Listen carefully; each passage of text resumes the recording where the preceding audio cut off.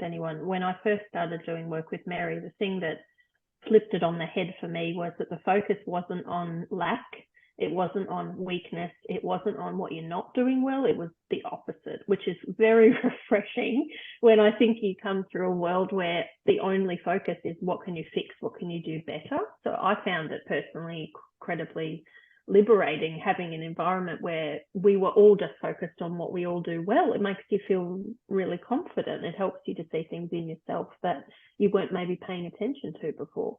Having come from a workplace where it was very much like that, it was like, these are the things you need to work on, and that never really resonated with me. I kind of felt like there was something wrong with me as a manager because that didn't resonate with me.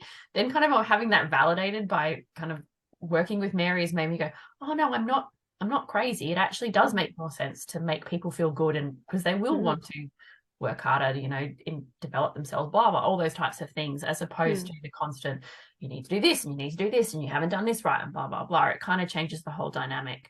And it's interesting when we're looking at the new generation of leaders coming through, is the old school are being told what you should do. You've got to work on the outcomes only. Don't think about the person, just get to the outcomes. Whatever way they do it, it's fine.